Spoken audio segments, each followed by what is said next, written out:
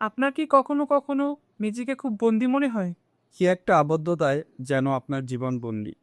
খাঁচার ভেতর আটকে না থাকলেও, হাতে পায়ে শেকল বাঁধা না থাকলেও, কেমন একটা একঘেয়েমিতে আবদ্ধ মানব জীবন। আশপাশে তাকালে মনে হয় আমার পাশে মানুষেরা হয়তো আমার থেকে একটু বেশি ভালো জীবনযাপন করে।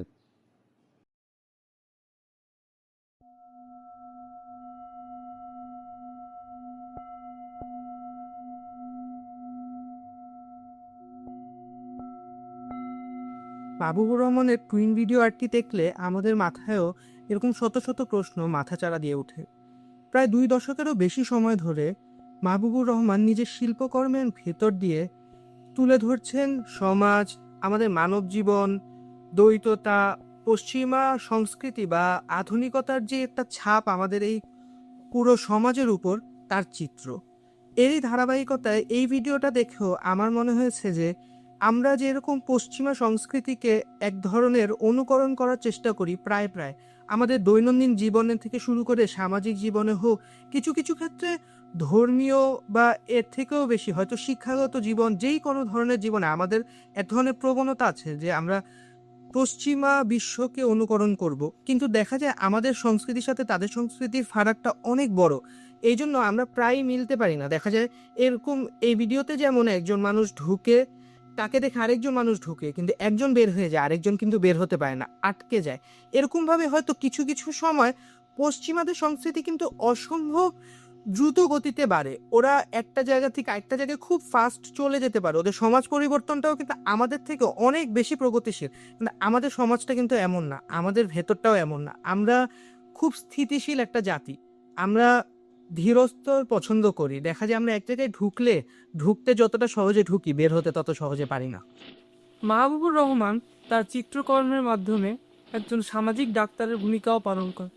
সমাজের বিভিন্ন ধরনের যে আমাদের বিষয়গুলো থেকে থাকে, যে আমরা একজনকে অনুকরণ করে একটা বিষয়ে নিজেদেরকে উপলব্ধি করার চেষ্টা করি, সেই বিষয়টাও আমরা এই ভিডিও আর্টের মাধ্যমে দেখতে পারতেছি।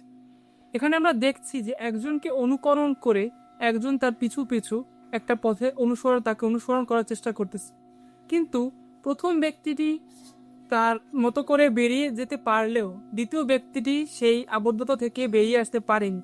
এটা সাধারণত আমরা আমাদের বাংলাদেশের প্রেক্ষাপটে রাজনীতির ক্ষেত্রে দেখে থাকি এবং বিভিন্ন ক্ষেত্রে কম সময়ে সফলতা অর্জনের ক্ষেত্রেও দেখে থাকি। আমরা একজনকে আমাদের আইডল হিসেবে মনে করে তাকে আমাদের সর্বোচ্চ স্তরে রেখে আমরা তাদের পথ অনুসরণ করে জীবনে আগাতে চাই। মাহবুবুর রহমানের টুইন আর্টটি দেখে আমি যা বুঝতে পেরেছি বা ফিল করতে পেরেছি, তার মূল কথা হচ্ছে মানুষের পরিচয়, দ্বৈততা এবং মানুষের নিজের যে সমালোচনা বা আত্মসমালোচনা।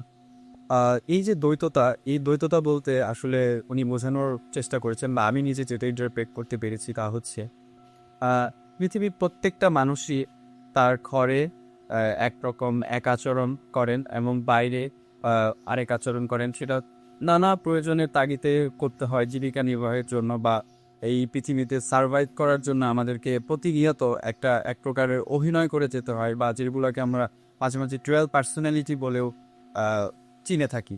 এরপর যদি আসে আত্মসমালোচনা, আমাদের ওই যে আবারও একটা প্রশ্ন, একটা কথা বারবার আসছে, সেটি হচ্ছে যে এই পৃথিবীতে সার্ভাইভ করতে গিয়ে মানুষের নানা ডুয়াল পার্সোনালিটি, নানা কর্মকাণ্ডের কারণে মানুষ হয়তো একসময় নিজেকে হারিয়ে ফেলে বা সে বুঝতে পারে না নিজের যে সমালোচনা সেটা সে নিতে পারে না এবং সে সেটা করতে পারে না, আবার সে সেটা অনুভব করলেও সবসময় সেটাকে প্রকাশ করতে পারে না। এই যে মানুষের যে এই যে দ্বৈত পরিচয় বা এই যে ডিলেমাগুলো, সে একা একা একটা সময়ের মধ্যে দিয়ে যায়, সেটা খুব বিষণ্ণ বা একটা খুব দুঃখী সময়। এই সবগুলো বিষয়ই আসলে মাহবুবুর রহমান তার এই টুইন আর্টটিতে আমি মনে করি তুলে ধরার চেষ্টা করেছেন এবং আমিও সেটা এভাবেই বোঝার চেষ্টা করেছি।